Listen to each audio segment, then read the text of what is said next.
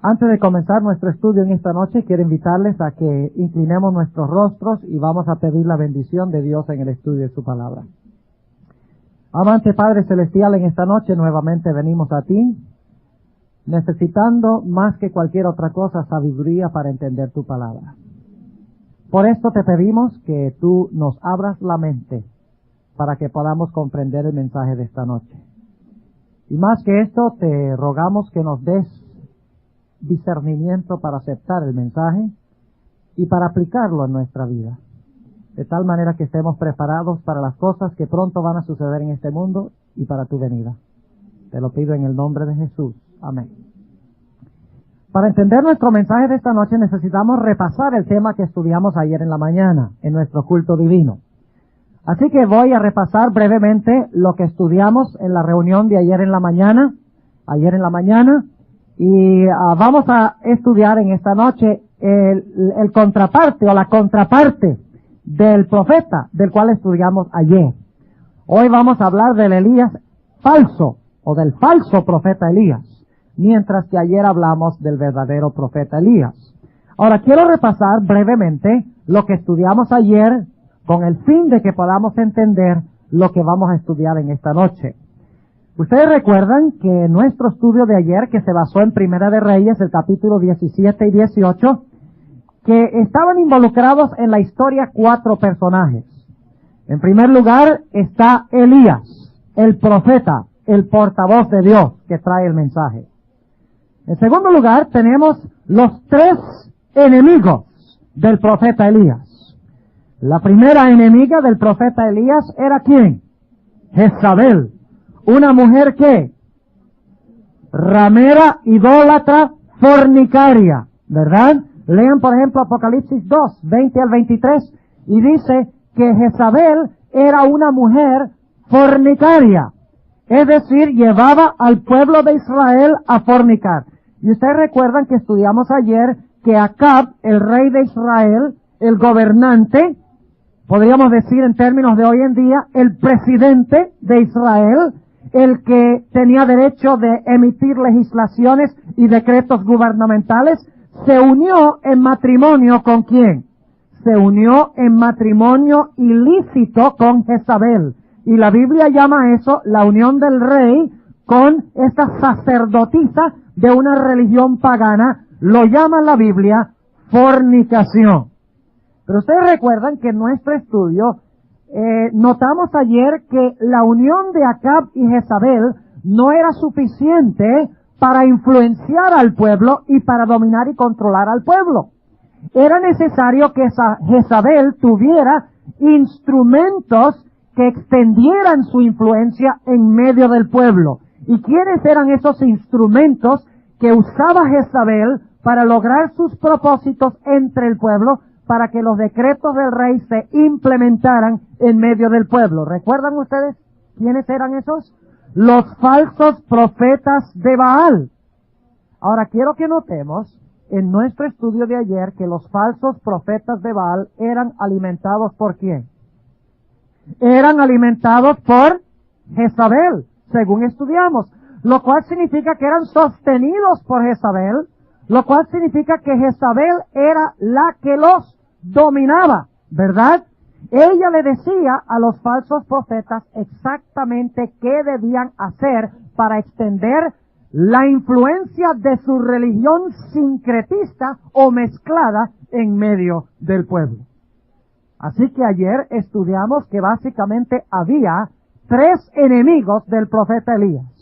Una mujer ramera que se vinculó con el gobernante o con el rey, y la mujer ramera tenía los sacerdotes falsos de Baal que reflejaban lo que ella les enseñaba, lo que ella les alimentaba, y cumplían su voluntad para extender su influencia en medio del pueblo. Ahora ustedes recuerdan que como resultado de esta unión entre Acab, Jezabel y los falsos profetas de Baal, ustedes recuerdan que Dios trajo sobre Israel ¿qué cosa?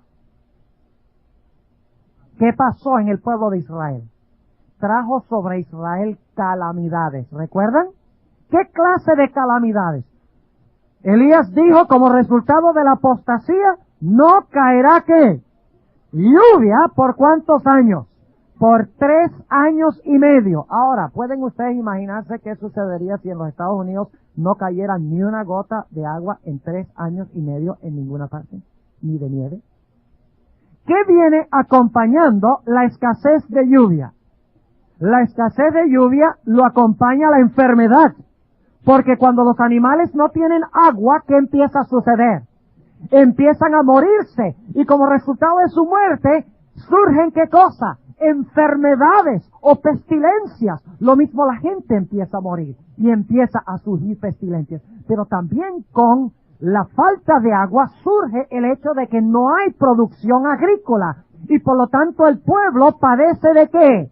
Padece de hambre, exactamente. Y finalmente, si dura suficiente tiempo la sequía, el resultado final es ¿qué cosa? La muerte del pueblo. O sea que esta triple alianza trajo sobre el pueblo la maldición ¿de quién? La maldición de Dios por causa de su apostasía.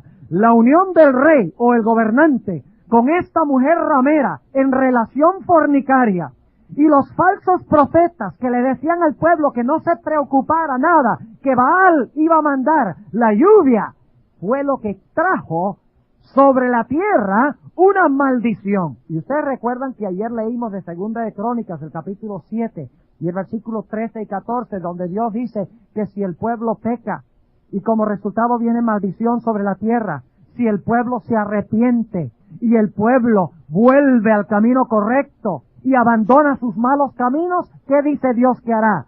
Dios dice, sanaré la tierra, y nuevamente traeré sobre la tierra prosperidad. Pero ustedes recuerdan en nuestro estudio de ayer que cuando vinieron estas calamidades, ¿quién fue el culpable según el pueblo?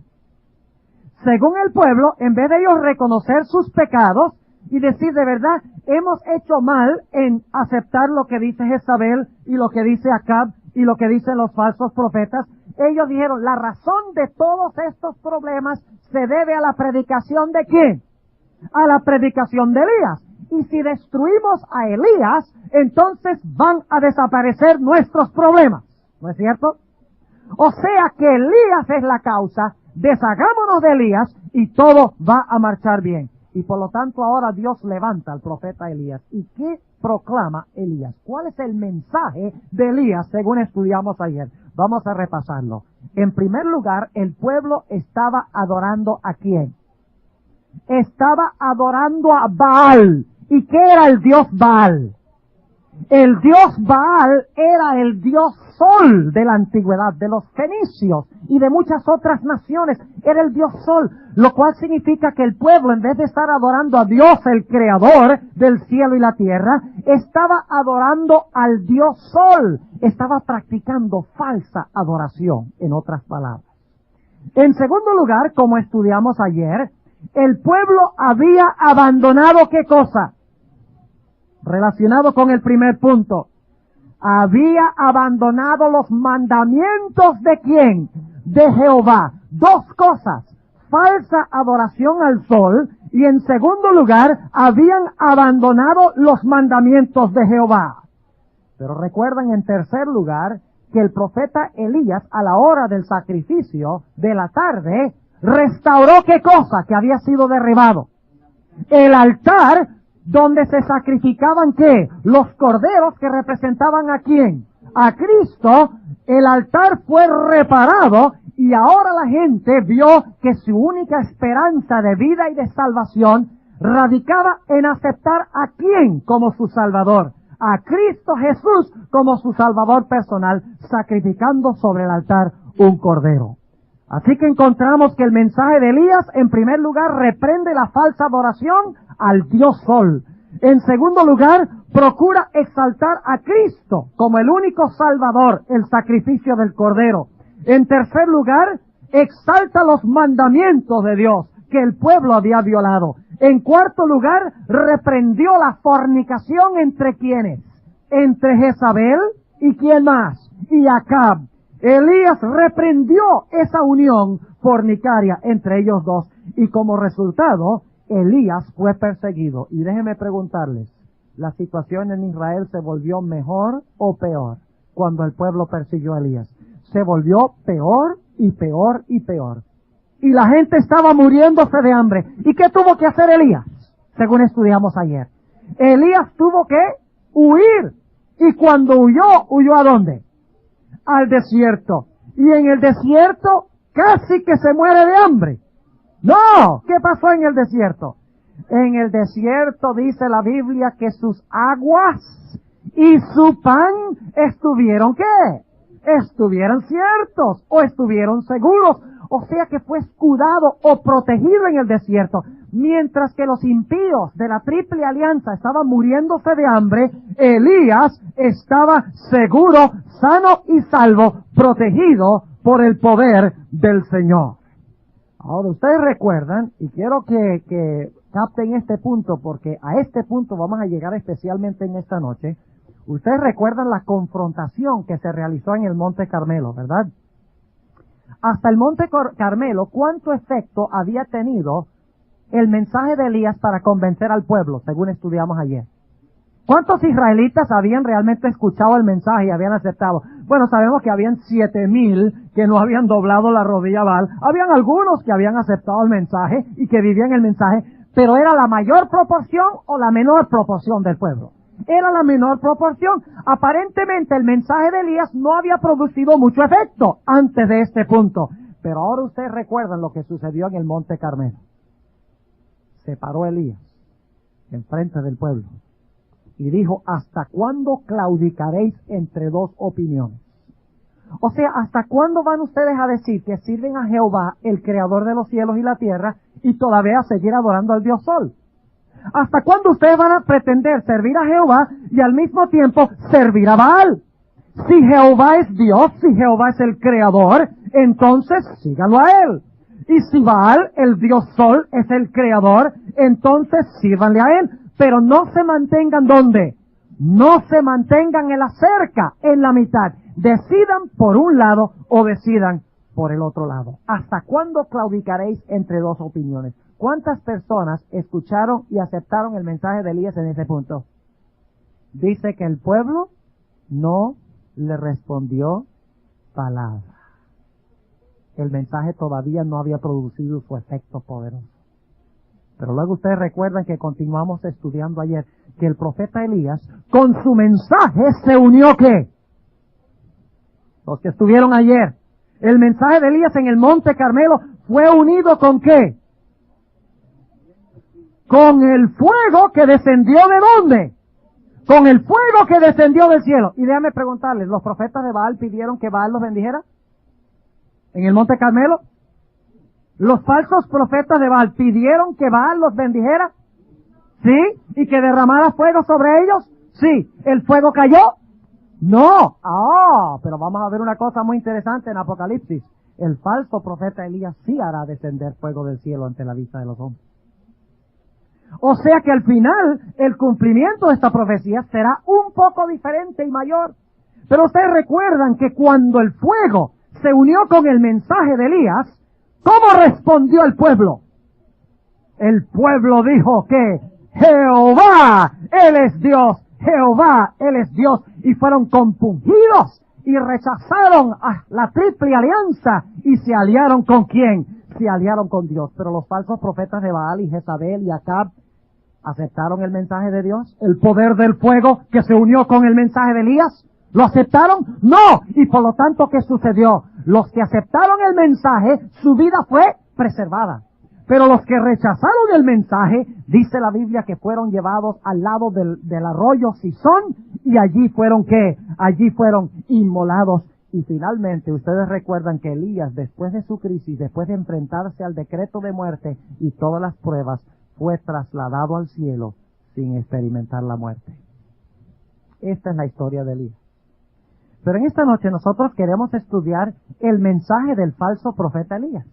Porque en esta noche vamos a estudiar lo contrario que lo que estudiamos ayer y lo que repasamos en la primera parte del tema de esta noche. Porque la Biblia nos dice que al final de la historia habrá un verdadero Elías, lo cual significa que si hay un verdadero Elías, lo más probable es que Satanás va a levantar ¿un qué? Un falso Elías. ¿Saben ustedes que todo lo que Dios tiene verdadero Satanás lo tiene falso. Lo cual significa, mis hermanos, que si al final de la historia Dios levanta un verdadero Elías, que es este movimiento que debe proclamar el mensaje de Dios, Satanás también ha levantado y va a levantar en este mundo, ¿qué cosa? Va a levantar en este mundo a Elías, ¿qué clase de profeta? El falso profeta. Ahora, ustedes recuerdan que en el libro de Apocalipsis estudiamos ayer que Babilonia se compone de ¿cuántas partes? ¿De 4? ¿2? ¿2 y medio? De 3 partes. Vamos a leerlo. Vamos a leerlo en Apocalipsis, el capítulo 16. Apocalipsis, el capítulo 16. Vamos a leerlo tal cual lo dice la Sagrada Escritura. Apocalipsis, el capítulo 16. Y vamos a leer el versículo 13. Apocalipsis 16 y el versículo 13. Y vi salir de la boca del dragón. ¿Cuál es la primera parte? El dragón. ¿Qué representa el dragón? Según estudiamos ayer. El dragón representa a Satanás, sí, pero Satanás usando ¿qué cosa? A los gobernantes del mundo para lograr sus propósitos. ¿No es cierto? ¿Cómo trató Satanás de matar a Cristo? ¿Se presentó él en persona? No. ¿A quién usó? A Herodes. Cuando Faraón procuró matar a Moisés, ¿se presentó Satanás en persona o usó a un gobernante político? Sí, usó a un gobernante político. En la Biblia, el dragón es Satanás, ¿cómo no? Pero también representa los gobiernos del mundo que Satanás emplea para unir con la iglesia, para lograr sus nefastos propósitos. Así que la primera parte de Babilonia son los gobiernos del mundo que colaboran ¿con quién? Que colaboran con la iglesia o con los poderes religiosos. Ahora, ¿cuál es el segundo poder? Dice, vi salir de la boca del dragón y de la boca de la ¿qué? De la bestia. Ok, ahora tenemos la segunda parte de Babilonia. ¿Cuál es la segunda parte de Babilonia? La bestia. Ahora, ¿a qué equivale el dragón en la historia de Elías? ¿A qué equivale el dragón de Apocalipsis en la historia de Elías? Piénsenlo bien. Si el dragón representa a los reyes, entonces equivaldría en la historia de Elías ¿a qué? Al rey Acab. Ahora, hablemos un momentico de la bestia. El segundo poder. Si la bestia es el poder con quien el dragón se une, entonces en la historia de Elías, ¿quién debe ser representado por la bestia de Apocalipsis? Debe ser Jezabel, ¿no es cierto? Y ahora quiero que notemos algo muy importante, mis hermanos. Estos poderes se mencionan en 2 sitios. El primer sitio donde se menciona es en Apocalipsis 12 y 13. Yo no sé si ustedes han notado, ahí se introducen. En Apocalipsis 12 aparece ¿quién? El dragón, que se para al lado de Cristo para devorarlo cuando naciera. ¿Correcto? La primera bestia de Apocalipsis 13 se conoce como la bestia que sale del mar. Y luego hay una tercera bestia que aparece en la segunda parte de Apocalipsis 13 que se conoce como la imagen de la bestia. ¿No es cierto? ¿Cuántos poderes tenemos en Apocalipsis 12 y 13? Tenemos 3. El dragón, la bestia de los primeros 10 versículos del capítulo 13, y luego tenemos la imagen de la bestia, el capítulo 13 y el versículo 11 al 18. Pero en Apocalipsis 16 y 17, a algunos de estos poderes se les da un nombre distinto. Al dragón todavía se le llama dragón, lo leímos en Apocalipsis capítulo 16. A la bestia todavía se le llama ¿la qué? La bestia.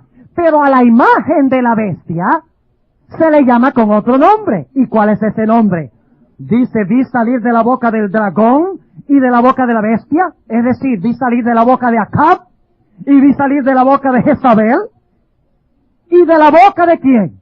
Del falso profeta. Ahora, ¿a quién equivaldría el falso profeta en la historia del Antiguo Testamento? La historia de Elías. ¿A quiénes? A los falsos profetas, los falsos sacerdotes de Baal. ¿No eran falsos profetas ellos? ¿Sí o no? ¡Claro que sí! ¿Cuántas divisiones entonces tiene Babilonia? Babilonia tiene 3. Pero ¿saben ustedes que en Apocalipsis 17 se le llama a la bestia y al falso profeta con otro nombre también? En Apocalipsis 17 todavía se le llama a los gobiernos del mundo el dragón o los reyes.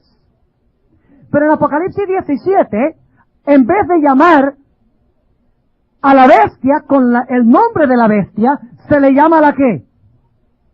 Según estudiamos ayer, se le llama la grande ramera. ¿Era Jezabel una grande ramera? ¿Es la bestia lo mismo que la grande ramera? Sí, la grande ramera, y luego se le llama en el capítulo 17 y el versículo 5, ¿la qué? La madre. O sea que se le llama a la bestia, ¿qué cosa también? Se le llama madre. Ahora, ¿cuántos de ustedes conocen una madre que no tiene hijos? Esa pregunta la hice ayer. Nadie aquí conoce una madre que no tiene hijos. Y ustedes dirán, ¿cómo así? Es que la palabra madre indica de que tiene hijos. Para ser madre tiene que tener hijos. Lo cual significa que el falso profeta, la imagen del capítulo 13, la imagen de la bestia, el falso profeta del capítulo 16 es lo mismo que ¿qué? En el capítulo 17. Las hijas de la ramera. Ahora capten el cuadro. En Apocalipsis 12 tenemos el dragón. En Apocalipsis 16 tenemos el dragón. Y en Apocalipsis 17 tenemos los reyes. ¿No dice que la ramera se une con los reyes? ¿Sí o no? O sea que tenemos dragón y ¿qué? Y reyes. Ahora hablemos del segundo poder. Tenemos la bestia. En Apocalipsis 16 también se le llama ¿qué? Bestia. Pero en Apocalipsis 17 se le llama ¿qué? La ramera, la madre, ¿verdad? Ahora, en Apocalipsis el capítulo 13 se le llama a este poder, el tercer poder, la ¿qué de la bestia? La imagen de la bestia. En Apocalipsis 16 se le llama el falso profeta. Y en el capítulo 17 se le denomina las hijas de la madre, las hijas de la ramera. ¿Han captado el cuadro de lo que estoy diciendo? Es muy importante que captemos la secuencia de los poderes. O sea que Acab es lo mismo que decir el dragón y los reyes. Jezabel es lo mismo decir que la bestia y la ¿qué? Y la madre. Y decir los profetas de Baal es lo mismo que decir que la imagen de la bestia, el falso profeta y las hijas de la madre. ¿Entienden lo que estamos diciendo? En otras palabras, la Biblia, el libro de Apocalipsis, denomina estos poderes con diferentes nombres. Ahora, vamos un momentico a hablar del falso profeta Elías, ya teniendo en mente lo que hemos estudiado. Vamos a Apocalipsis, el capítulo 13, Apocalipsis, el capítulo 13, y vamos a hablar del falso profeta. Apocalipsis, el capítulo 13, y vamos a empezar leyendo en el versículo 1, ¿ok? Para captar el contexto. Porque la imagen de la bestia es una imagen de la bestia. ¿Está relacionada la imagen con la bestia, sí o no? Cuando yo digo que alguien hace una imagen de Ricky Medina, ¿está relacionada la imagen con Ricky? Claro que sí, porque la imagen es una imagen ¿de quién? De Ricky, claro que sí. Si dijéramos, cuando se hace una estatua o una imagen de alguien, esa estatua está relacionada con ese alguien, ¿no es cierto? No es una imagen de otro, o una estatua de otro. O sea que hay una relación entre la bestia y su ¿qué? Y su imagen. Ahora vamos a leer el capítulo 13 y el versículo 1. Y yo me paré sobre la arena del mar y vi una bestia subir del mar que tenía 7 cabezas y 10 cuernos. ¿De dónde subió esta bestia? Subió del mar. ¿Qué representa el mar en la Biblia?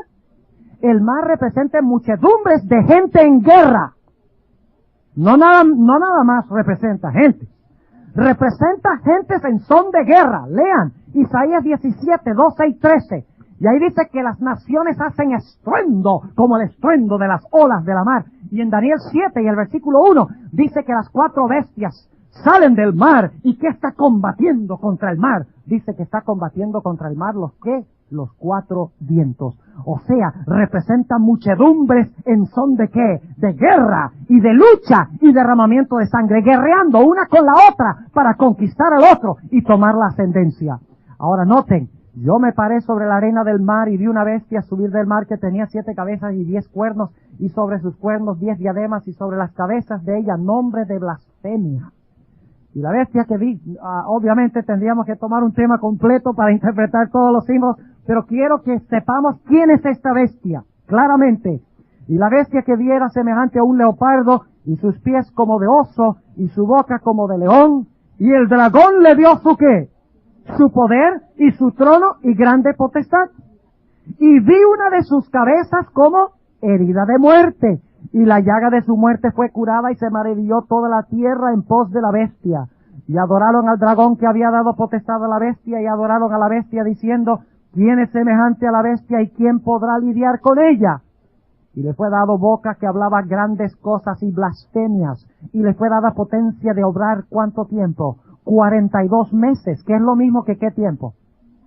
Que 3 años y medio, o que los 1260 días, exactamente, y abrió su boca en blasfemias contra Dios, para blasfemar su nombre y su tabernáculo y los que moran en el cielo, y le fue dado hacer guerra contra los santos y vencerlos. También le fue dada potencia sobre toda tribu y pueblo y lengua y nación, y todos los que moran en la tierra le adoraron, cuyos nombres no están escritos en el libro de la vida del Cordero, el cual fue muerto desde el principio del mundo. Si alguno tiene oído, oiga. Ahora yo quiero preguntar, ¿qué representa esta bestia primera de Apocalipsis, el capítulo 13? Exactamente, el poder papal. Todos lo hemos estudiado. No hemos tomado esta noche el tiempo de estudiar todos los detalles, pero si estudiáramos Apocalipsis 13, 1 al 10, y lo vinculáramos con Daniel el capítulo 7, quedaría absolutamente claro que la bestia representa el papado. Pero ahora quiero que notemos un punto muy importante. Va a hablar del levantamiento de otra bestia. ¿Y esta bestia es qué? Es diferente, es distinta. Noten el capítulo 13 y el versículo 10. Algo va a pasar con la primera bestia. ¿Qué va a pasar con la primera bestia? Versículo 10. El que lleva en cautividad, va en cautividad. El que a cuchillo matare, es necesario que a cuchillo sea muerto. ¿Qué pasó con esta bestia? Según leímos en los primeros versículos. ¿Qué iba a pasar con esta bestia? ¿Iba a recibir una qué? Una herida de muerte. O sea que esto habla de la herida mortal, el versículo 10. ¿Y fue herida con qué? Con cuchillo. Ahora, noten que el capítulo 13, 11 en adelante, dice que la imagen de la bestia hace que se adore la bestia que fue herida con qué? Con cuchillo y vivió. Así que esto está hablando, el versículo 10 está hablando de la herida mortal que le fue suministrada a la bestia o al papado. Pero después del papado se iba a levantar un poder, después que recibiera su herida mortal, se iba a levantar otra bestia. Y queremos estudiar esa bestia porque esa bestia es el falso profeta Elías. Y lo vamos a encontrar por varias características que tenemos claramente expuestas aquí. Versículo 11 dice, después. ¿Qué indica la palabra después? ¿Después de qué? O sea que después de que cayó, ¿qué? Después que cayó la primera bestia, se levantó otra bestia. Ahora, ¿cuándo cayó la bestia, la primera? ¿Qué fecha? Lo cual significa que tenemos que conseguir una nación que comienza alrededor de ¿cuál fecha? 1798. ¿Nos dice la Biblia más o menos cuándo iba a surgir este poder? Claro que sí, porque inmediatamente después de decir la bestia que fue herida de cuchillo, el que lleva cautivo es necesario que sea cautivo, el que mata cuchillo es necesario que muera cuchillo, inmediatamente después de decir eso, dice, cuando cayó, después vio otra bestia. Lo cual significa que esta bestia, la segunda bestia de Apocalipsis 13, se levanta su poderío después que cae la primera, y la primera cae en 1798, lo cual significa que esta nueva bestia alcanzará su apogeo de poder o empezará a aumentar en poder después de qué fecha? Después de 1798. Ahora empezamos a ubicarlo en el tiempo, ¿verdad? O alrededor de 1798. Ahora noten lo que dice, versículo 11, después, ya después o alrededor de 1798, vi otra bestia que subía de la tierra. Ahora, ¿qué es interesante en cuanto a esta descripción? En contraste con la primera bestia. ¿De dónde se levantó la primera bestia? Se levantó del mar, pero ¿de dónde se levanta esta? Esta se levanta de la tierra, ¿no es cierto? O sea, que hay una diferencia entre la primera y la segunda, ¿sí o no? Claro que hay una diferencia. Ahora, si la bestia que se levanta del mar, el mar, según la Biblia, representa luchas y guerras, donde una nación tumba a otra para levantarse ella, entonces una nación que se levanta de la tierra significa una nación que se levanta donde no hay qué. Donde no hay guerra y donde no hay muchas gentes o naciones. ¿Entienden ustedes lo que estoy diciendo? Si las aguas en combate representan muchas naciones luchando por la supremacía, entonces una bestia que se levanta de la tierra donde no hay aguas, donde no hay vientos, donde no hay tribulación, significa una nación que se levanta en un sitio donde no hay gentes y donde no hay ¿qué? Donde no hay guerras. Empezamos a captar un cuadro interesante y tenemos que conectar esto con Apocalipsis 12. Porque Apocalipsis 12, ustedes recuerdan, hablamos de las 7 etapas de la victoria de Cristo. Y dijimos que cuando estaba terminando la persecución de los 1260 años, dice que vino algo a rescatar a la mujer. ¿Y qué fue lo que rescató a la mujer? La tierra fue la que ¿qué? Fue la que ayudó a la mujer. Ahora yo les pregunto, cuando la persecución estaba en su apogeo en el mundo antiguo, en Europa, como resultado de la obra del papado, ¿a dónde huyeron las gentes para conseguir libertad? Huyeron a este país. El año 1611 los peregrinos y después de ellos olas y olas de personas escapando a la opresión del mundo antiguo, de Europa, a donde la gente no podía adorar de acuerdo a los principios de sus propias conciencias. La tierra, en otras palabras, ayudó ¿a quién? A la mujer y se tragó ¿qué cosa? Se tragó las aguas de persecución. Ya no eran perseguidos porque vinieron a una nación que recién se estaba levantando. Una nación donde no había casi gentes, donde no había el sonido de guerra. Una nación que recién estaba surgiendo. ¿Están entendiendo lo que estoy diciendo? Ahora vamos a seguir leyendo. Dice en el versículo 11, después vi otra bestia que subía de la tierra. Esa palabra subía es muy importante. Es la palabra griega anabaino, que se usa en varias partes en la Biblia. Por ejemplo, le voy a dar nada más un ejemplo, Mateo 13:7, donde habla de la parábola del sembrador y la semilla que fue sembrada en la tierra y dice que la planta subía. En otras palabras, aquí está relatando una nación que en 1798 se levantaba en un lugar donde no había muchas gentes, donde no había sonido de guerra, y esta nación recién estaba ¿qué? En esa fecha.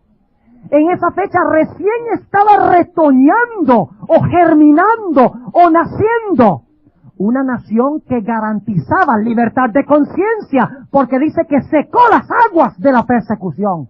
Una nación distinta que no se levantó por guerra contra otras naciones, sino que se levantó por la providencia divina. ¿Están entendiendo lo que estoy diciendo? Ahora, sigamos leyendo. Dice que esta bestia tenía 3 cuernos. ¿Están despiertos? No se me duerman, que de vez en cuando voy a leer mal para ver si están despiertos. Dice que la bestia tenía ¿qué? 2 cuernos semejantes a los de un cordero. Ahora paremos ahí un momentico.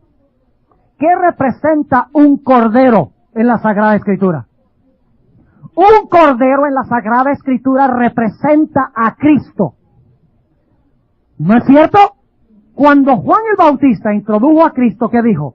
He aquí el Cordero de Dios que quita el pecado del mundo. Y en Isaías 53 dice que fue llevado como ¿qué? Como cordero al matadero y no abrió su boca. ¿Qué representa el cordero? Dejando que la Biblia misma se explique. Representa a Cristo Jesús. Ahora yo quiero preguntarles, ¿esta bestia era semejante a un cordero o tenía cuernos semejantes a los de un cordero? Esta bestia no es una bestia como cordero. Es una bestia que tiene 2 cuernos como cordero. Y como el cordero representa a Cristo, significa que este poder tendría 2 características que semejantes a las que promulgó ¿quién? Cristo. 2 principios sobresalientes. Cuando ustedes ven un animal con cachos, ¿qué es lo que sobresale? Sobresalen los cachos o los cuernos, ¿verdad? 2 principios sobre los cuales se basa el cristianismo. ¿Y cuáles son los 2 principios que caracterizaron a los Estados Unidos de América cuando los Estados Unidos de América se originó? La Constitución de los Estados Unidos, a diferencia de todos los demás países, decretó que ahora iba a haber una nación o un gobierno sin rey y una iglesia sin papa. Que la sierva de Dios llama republicanismo, o sea que es un gobierno democrático del pueblo, por el pueblo y para el pueblo. Diferente que las monarquías en Europa, donde el rey tomaba todas las decisiones. Aquí no, republicanismo, una república, a donde el pueblo era el que gobernaba y tenía libertad civil para hacer sus propias decisiones. Pero por el otro lado, en Europa, ¿quién dominaba toda la religión? El Papa dominaba toda la religión. Y por lo tanto, el otro cuerno representa el hecho de que en esta nueva nación se iba ahora a garantizar lo que se llama protestantismo, o sea, se iba a garantizar la libertad o la democracia de la gente para adorar a Dios como ellos quisieran adorarlo. ¿Entiende lo que estoy diciendo? Un Estado sin rey y una iglesia sin papa. Republicanismo, protestantismo, libertad civil y libertad religiosa, separación de la iglesia del Estado. ¿Caracterizó eso a este país en su origen, sí o no? Claro que sí. Permítame leerle las palabras de George Washington. Lamentablemente el tiempo es escaso y no podemos leer todas las citas, pero hay una cita de George Washington muy interesante, donde él declara cuál era el propósito original de este país. Y ustedes saben que la Constitución dice claramente que cada individuo puede adorar a Dios de acuerdo a los principios de su propia conciencia. Dice eso la Constitución. Pero fíjense lo que dijo George Washington. ¿Y quién fue George Washington? ¿El último presidente de los Estados Unidos? No, el primero. Dijo lo siguiente: el Dios omnipotente creó mentes libres. Y cualquier intento de influenciarla por medio de castigos temporales o cargas constituyen un abandono del plan del santo autor de nuestra religión. Ningún hombre será obligado a frecuentar o apoyar un ministerio o servicio religioso, ni será inducido a sufrir por causa de sus opiniones o creencias religiosas. Todos los hombres tendrán libertad de profesar y por argumentación de mantener sus opiniones en materia de religión. Eso dijo el fundador de este país, George Washington, quien sacrificó prácticamente su vida, aunque no murió en batalla, para el bien del establecimiento de la República. Todos los pioneros de los Estados Unidos vieron la necesidad de que el Estado fuera Estado y que la Iglesia fuera Iglesia. Vieron la necesidad de garantizar la libertad civil y religiosa sin que uno influenciara al otro. Y dice la sierva de Dios en el Conflicto de los Siglos, página 494, dice que en esto radica el secreto de su poder de este país. Al igual que Sansón, el secreto de su poder radicaba en su cabello. De la misma forma, el secreto del poder de este país es que mantenga separado la política de la religión, la iglesia del Estado, y que dé democracia civil y democracia religiosa. ¿Era así con el pueblo de Israel en los días de acá? ¿Qué pasó en los días de acá? Estaba unido, que el rey, ¿con quién? Con Jezabel, la directora de la religión de Baal, y con los falsos profetas de Baal. Estaba la política unida a la ¿qué?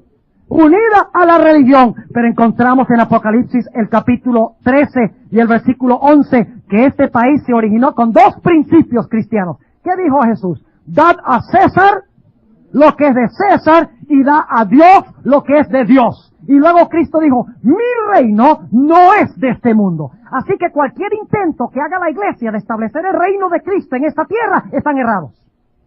Porque Cristo mismo dijo, mi reino no es de este mundo. No lo establecen en este mundo. En este mundo que gobiernen los poderes civiles, dice Pablo en Romanos el capítulo 13.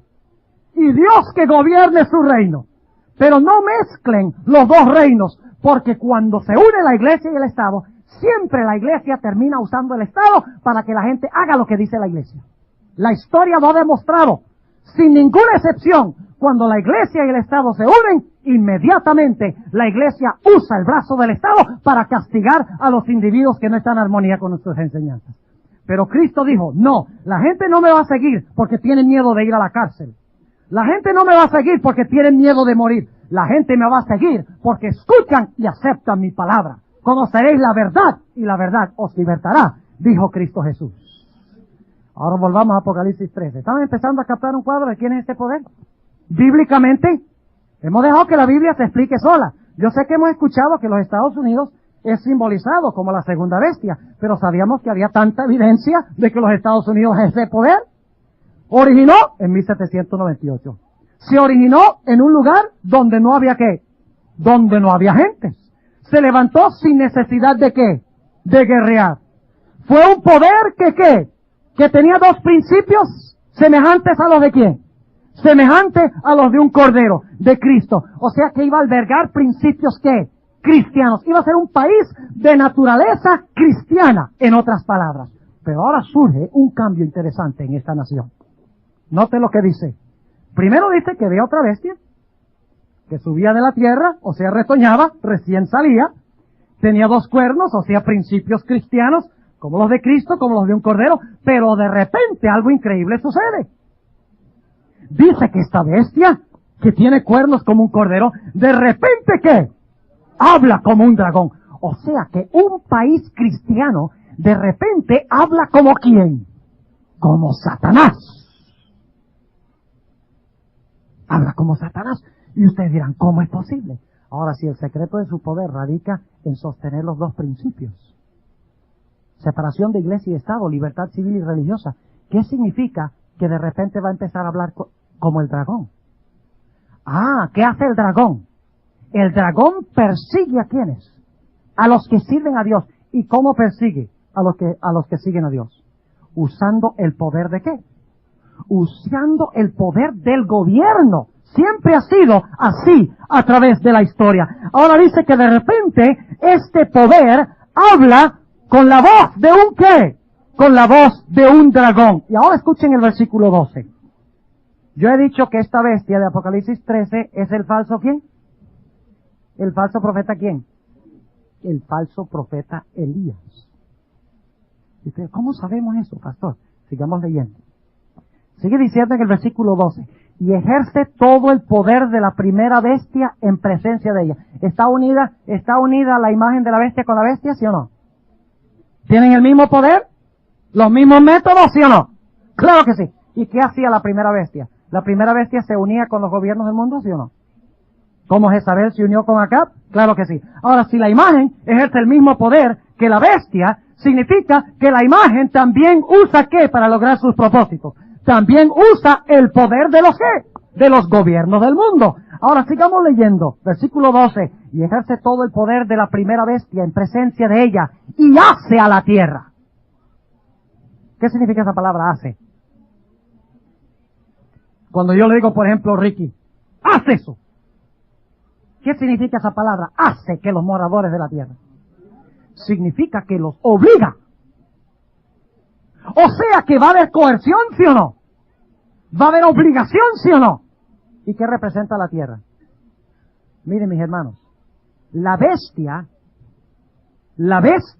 que tiene cuernos como un cordero, representa el gobierno de los Estados Unidos, mientras que la tierra representa el lugar donde habitan los que son gobernados. ¿Entienden lo que estoy diciendo? Ahora, sigamos leyendo. Y ejerce todo el poder de la primera bestia en presencia de ella y hace a la tierra. Y a los moradores de ella. ¿Cómo? ¡Oh! ¿Hace qué? Adorar. ¿Es el mismo punto de contención que en los días de Elías, sí o no? ¿El mismo problema que en los días de Elías? Jezabel y Acab hacían adorar a cierto poder, ¿sí o no? ¿A quién? A Baal. ¿Y qué era Baal? El dios Sol. ¿Ven cómo estamos siguiendo una hilación? Dice, el versículo 12, hace a la tierra, obliga a la tierra y a los moradores de ella a adorar la primera bestia. ¿Y qué representa la primera bestia en los días de Elías? ¿La bestia representa a quién?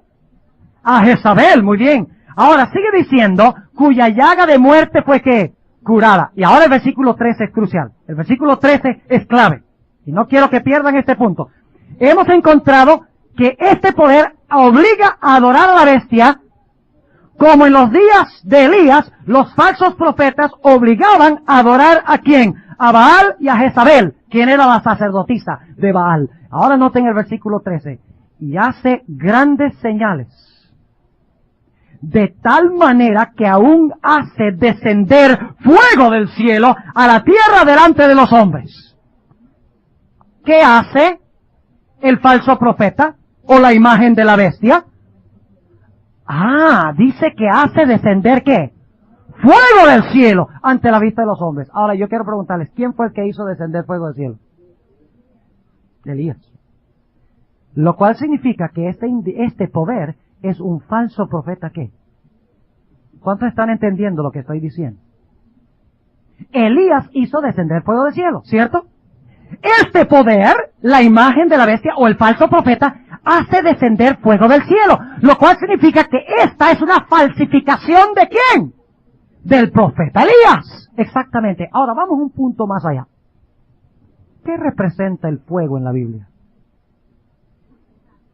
El fuego en la Biblia representa al Espíritu Santo. Ustedes recuerdan que en el día del Pentecostés, cuando estaban todos unánimes juntos, descendieron del cielo, ¿qué cosa? Lenguas de fuego. Y Juan el Bautista cuando predicó dijo, Él os bautizará ¿con qué? Con fuego. ¿Y de qué estaba hablando? Con el Espíritu Santo. Exactamente. ¿Qué representa el fuego entonces? El Espíritu Santo. Ahora escuchen bien lo que les voy a decir.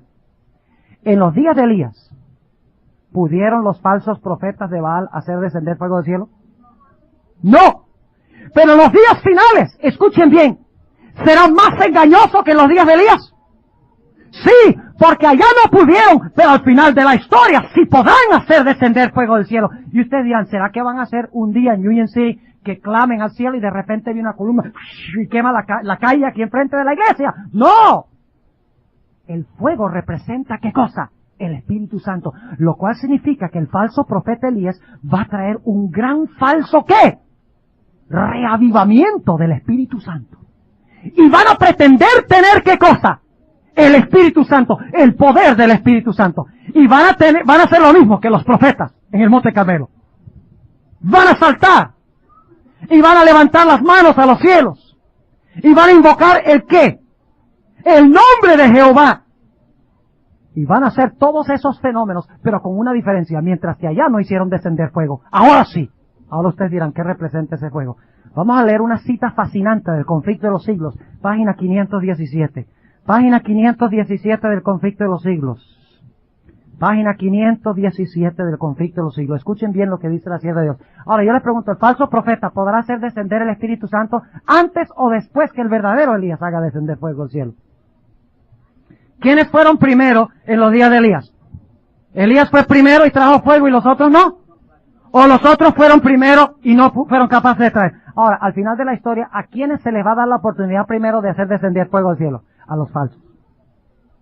Y luego el verdadero va a traer fuego del cielo. El verdadero don del Espíritu Santo. Y ustedes dirán, ¿y cómo vamos a saber quién es quién? Ese va a ser el final de nuestro tema en esta noche. Noten lo que dice la sierva de Dios. Conflicto de los Siglos, página 517. Escuchen bien. A pesar del decaimiento general de la fe y de la piedad, hay en esas iglesias, hablando de Babilonia, del protestantismo, y hablando del catolicismo, dice ella, hay en esas iglesias verdaderos discípulos de Cristo. Gloria al Señor. Si tenemos visitas en esta noche que son de esas iglesias, no crean que yo estoy hablando en contra de ustedes. Yo les amo a ustedes, como individuos. Pero la Biblia dice que esos sistemas han apostatado de Dios, como veremos en la última parte del tema de esta noche. Y por lo tanto Dios llama a las personas que pertenecen a esas organizaciones que salgan de allí para salvar sus vidas. Y Dios tiene muchos hijos allá en Babilonia, porque si Dios no tuviera hijos en Babilonia no los llamaría a salir, ¿verdad? Ahora dice, a pesar del decaimiento general de la fe y de la piedad, hay en esas iglesias verdaderos discípulos de Cristo. Antes que los juicios de Dios caigan finalmente sobre la tierra, habrá entre el pueblo del Señor un avivamiento de la piedad primitiva cual no se ha visto nunca desde los tiempos apostólicos. ¿Qué fue lo que trajo el reavivamiento en los días apostólicos? El poder del Espíritu Santo. ¿No fue eso lo que avivó a los discípulos en el aposento alto? Sí. Dice la sierva de Dios, el Espíritu y el poder de Dios serán derramados sobre sus hijos. Y ahora escuchen, este es el Monte Carmelo espiritual, final, cuando desciende el fuego del cielo. El ángel que anuncia el fuerte clamor, salid de ella, pueblo mío, dice, entonces muchos se separarán de esas iglesias en las cuales el amor de este mundo ha suplantado al amor de Dios y de su palabra. Muchos tanto ministros como laicos, aceptarán gustosamente esas grandes verdades que Dios ha hecho proclamar en este tiempo, a fin de preparar un pueblo para la segunda venida del Señor. Ahora escuchen. Este es el verdadero reavivamiento del Espíritu Santo, ¿correcto?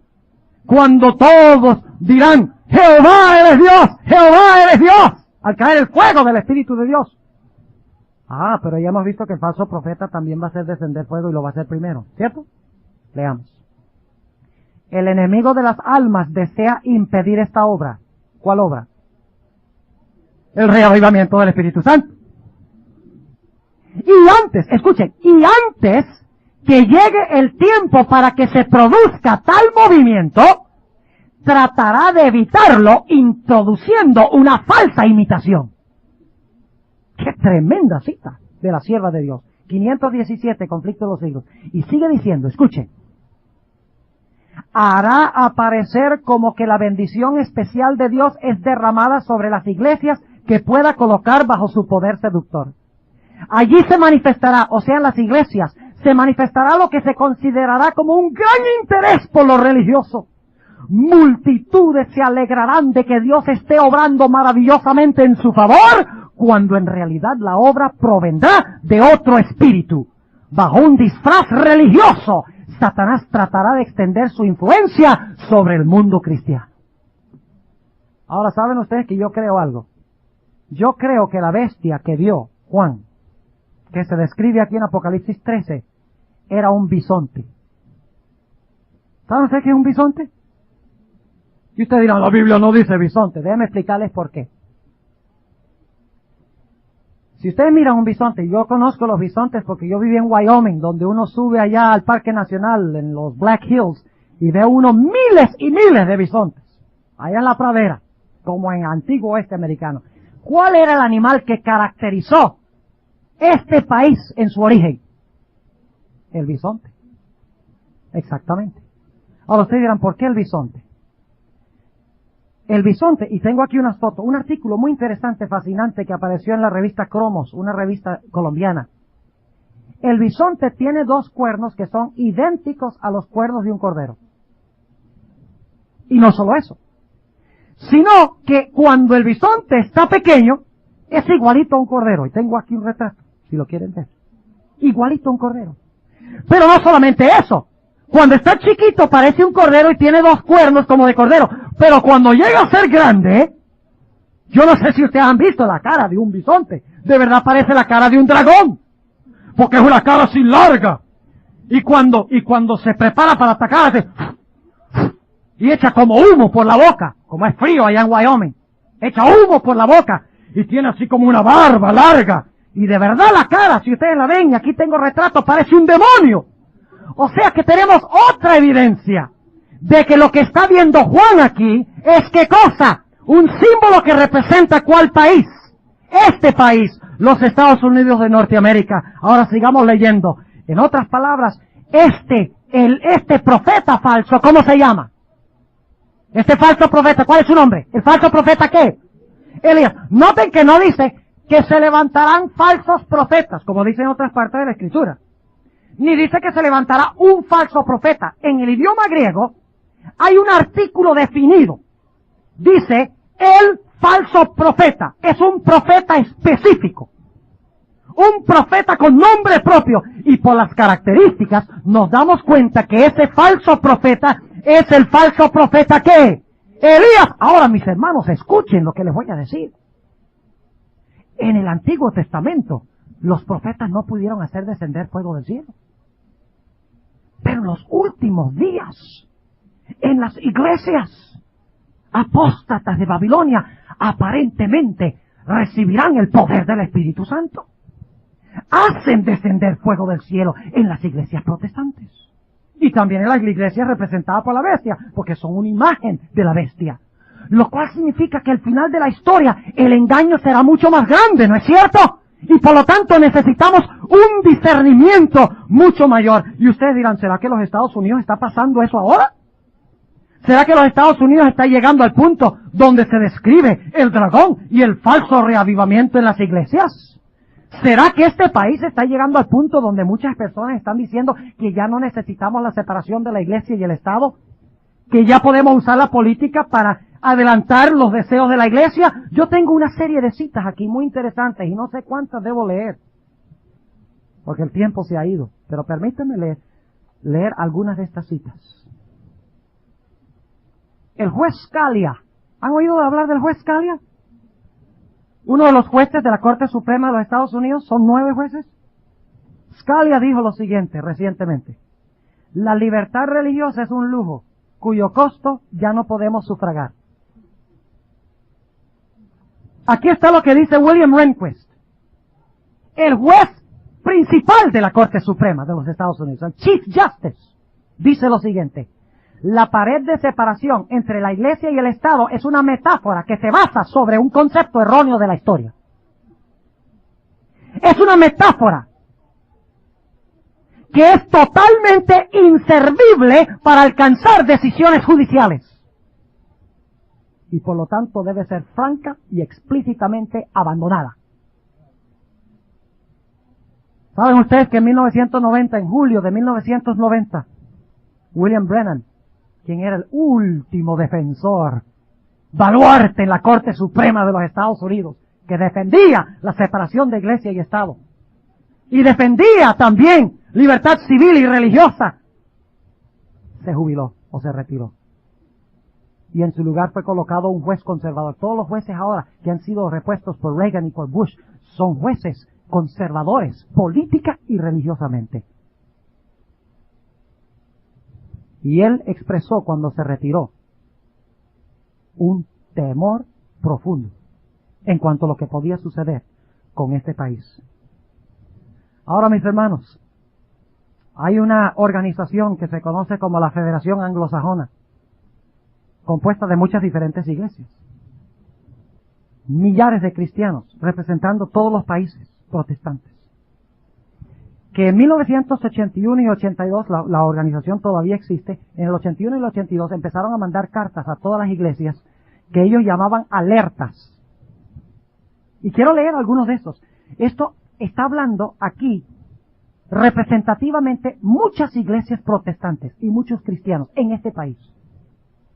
Dice lo siguiente: este asunto lo estamos presentando por tercera vez, el asunto de la necesidad de guardar el domingo como el día de reposo. Este asunto lo estamos presentando por tercera vez, no con el fin de levantar controversias, sino porque como nación estamos sufriendo en todo sentido, económicamente y en otras maneras, porque no hemos impuesto a todos los pueblos, incluyendo a los extranjeros en nuestro medio, la observancia de un día sábado santo para el Señor. Ahora no se alegren de oír eso, porque es que el día sábado santo del Señor no es el sábado. Seguimos leyendo. Dice: no es el deber de ningún grupo de personas específicamente, ni de ninguna iglesia, proclamar un día como sábado que debe observarse a lo largo y lo ancho de nuestra nación. Dice, no es la responsabilidad ni de ningún individuo ni de la iglesia. Entonces, ¿de quién es la responsabilidad? Dicen, es el deber del gobierno del pueblo hacerlo. Los padres de la patria hicieron esto por decreto del gobierno, y como resultado Dios bendijo y prosperó sus actividades. ¿No suena más o menos como en los días de Elías? Adoren a Baal y vendrá prosperidad. Sigo leyendo. Dice, ellos no se molestaban, o sea, los pioneros, los padres de la patria, ellos no se molestaban cuando se levantaba oposición al día, o sea, al día específico domingo, pues sabían que el domingo es el día del Señor y es el séptimo día que viene después de 6 días de trabajo, y que la observancia de este sábado está en plena armonía con los requisitos de la ley sabática. En otras palabras, ellos dicen, la ley de Dios no dice que hay que trabajar los primeros 6, empezando el domingo, y luego descansar el sábado séptimo. Ellos dicen, cualquier séptimo día después de 6 días de trabajo está bien. Y luego sigue diciendo, escuchen, si como nación queremos escapar a los problemas crecientes que Dios ha enviado para afligir a su pueblo, la oposición al domingo como el sábado nacional debe cesar. No habrá reposo del desastre económico que ha de venir, al menos que el gobierno enforce por decreto y por acción el séptimo día que viene después de 6 días de trabajo, hablando del domingo. Y luego sigue diciendo, ya en la alerta especial de número 22 de octubre de 1981, indicamos que Dios ha encendido. Noten que dice que el culpable de todo lo que está sucediendo, en realidad, ¿quién es el que lo hace? Dios. ¿Por qué? Porque no se observa ¿cómo? El domingo. Dice, ya indicamos que Dios ha encendido en nuestro medio los fuegos inextinguibles de un desastre económico que pronto vendrá. Esto significaría un colapso total de la economía mundial y los palacios de los traficantes de dinero serán consumidos y todas las transacciones comerciales quedarán en ruinas. Este es el precio que debe pagar nuestra nación por no haber santificado el día del Señor y por nuestros gobernantes no haber enforzado su observancia estricta. ¿Escuchan la voz del dragón? Sigue diciendo. Se va a poner mejor esto. Desde el mismo día en que los padres peregrinos llegaron a las playas del continente norteamericano, la observancia del día del Señor como el sábado fue estrictamente enforzado.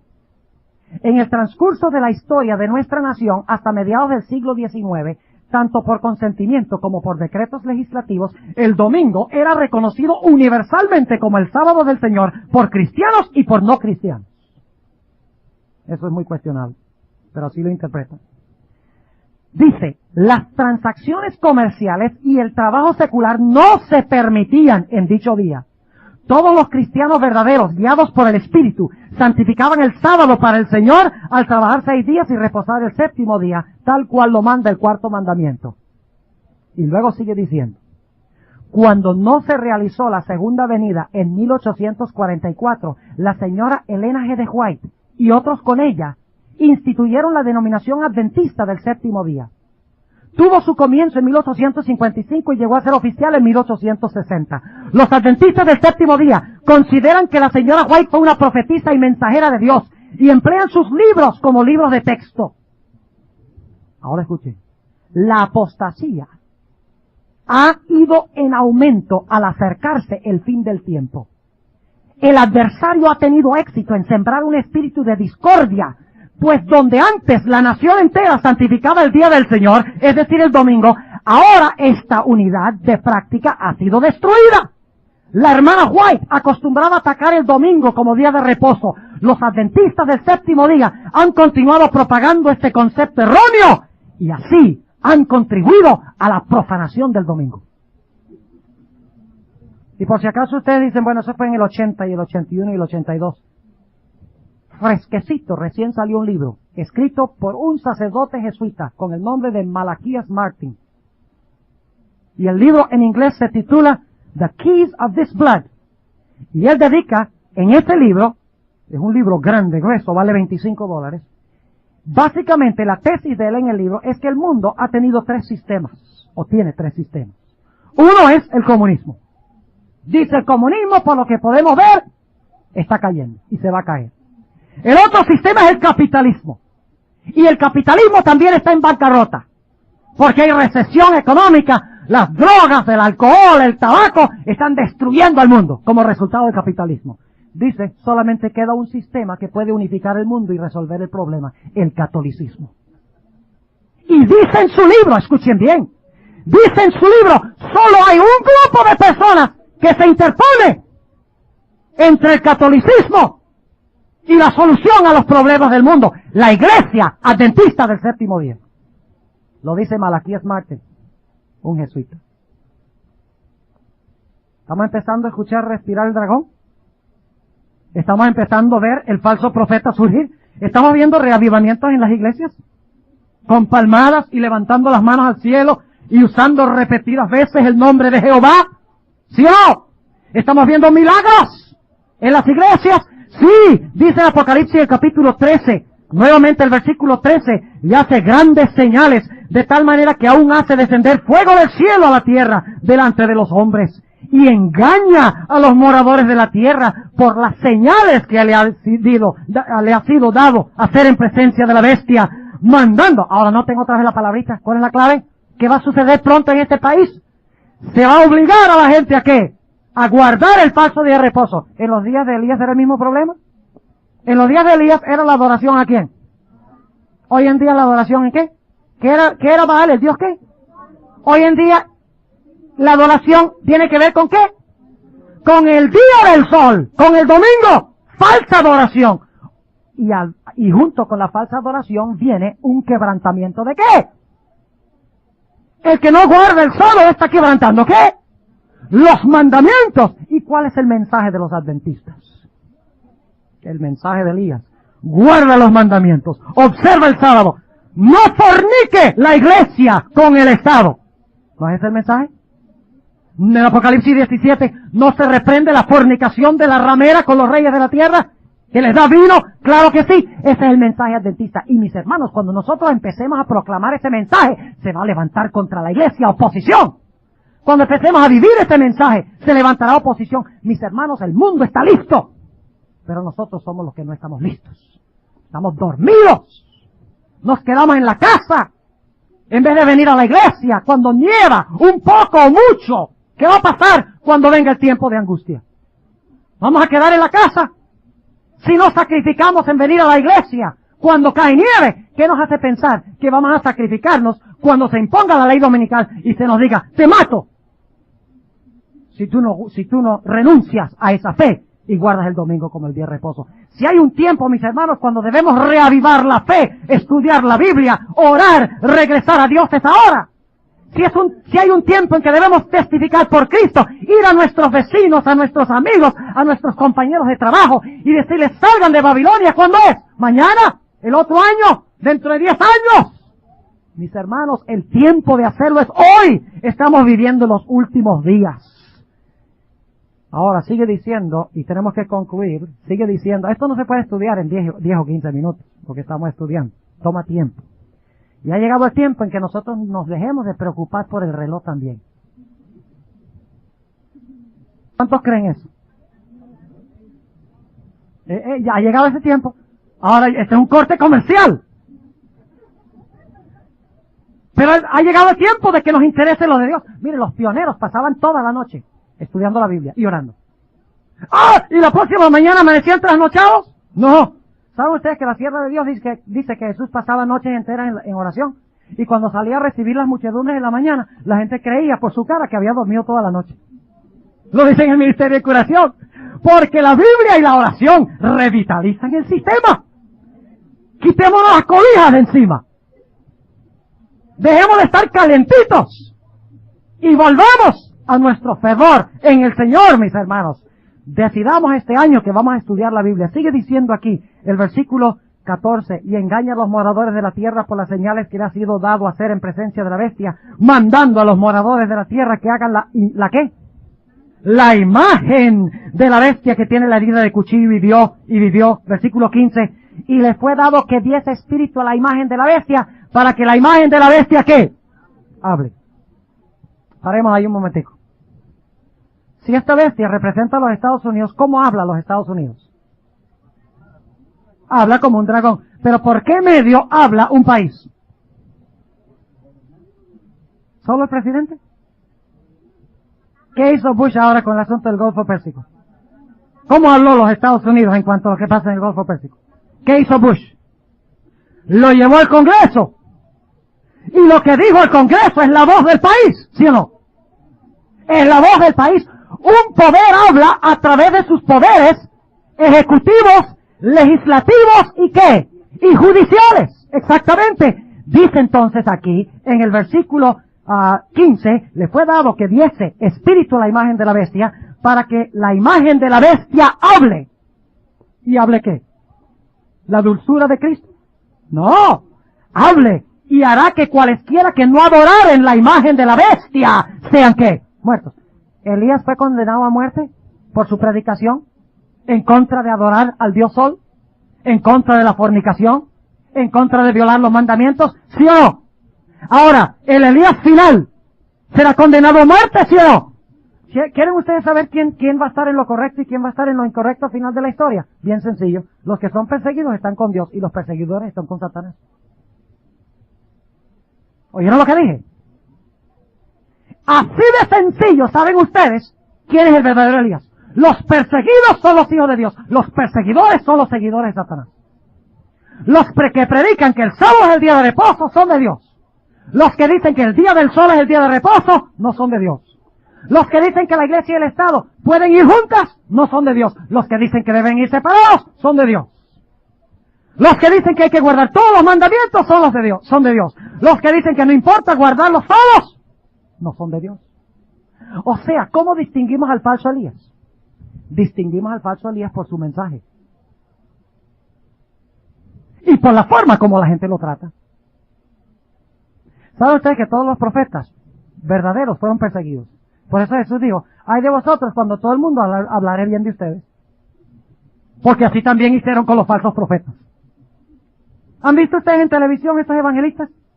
¡Oh, muchedumbre de personas! ¡Ay, qué lindo predicador! ¡Qué fantástico! Mis hermanos, a mí me gusta cuando algunos hablan mal de mí. Esto primero me mantiene humilde y en segundo lugar me dice, bueno, debe ser que no soy un falso profeta. Porque algunos están hablando mal. Claro, algunos hablan mal sin razón. Así que tampoco hay que hablar mal sin razón. Versículo 16.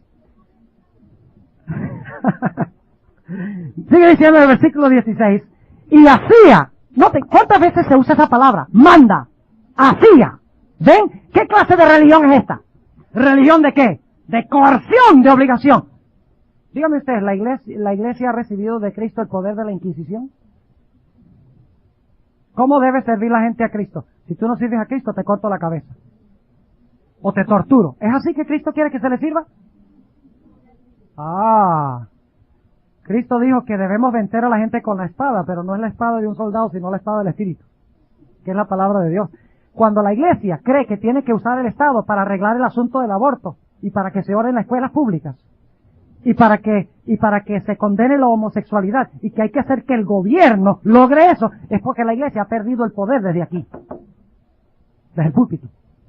Porque lo que debe transformar al mundo no es el poder del Estado, sino el poder de la iglesia, de la piedad vital en la iglesia. Sigue diciendo en el versículo 16, y hacía que a todos, a los pequeños y grandes, ricos y pobres, libres y siervos, se pusiese una marca en su mano derecha o en su frente. ¿Qué es la marca de la bestia?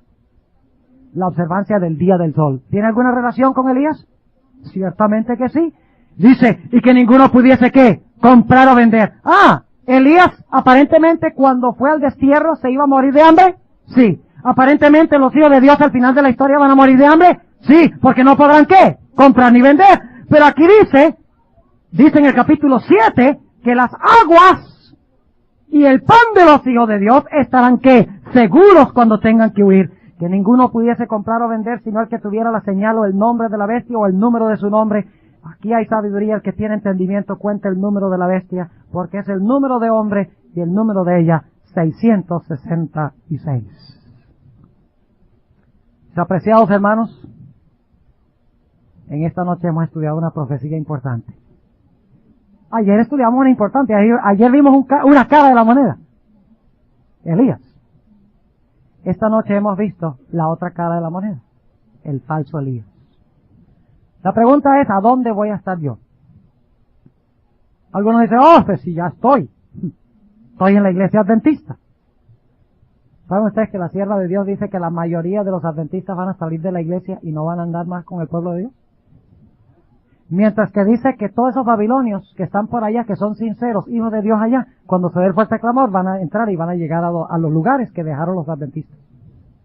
Yo no quiero ser uno de esos adventistas que sale. ¿Y sabe por qué van a salir? La sierva de Dios dice es porque no oran, y porque no estudian, y porque no asisten a la iglesia, y porque no diezman, porque no practican la religión en su vida, porque no testifican por Cristo. Mi hermano, si usted no está orando y estudiando la Biblia y testificando por Cristo y diezmando y cumpliendo todos los deberes religiosos por amor a Cristo, está de salida por esa puerta que está ahí atrás.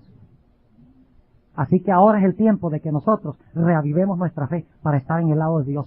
Solamente aquellos que estén con Cristo estarán dispuestos a morir, porque dirán, no importa, aunque me mates, todavía confiaré en Él.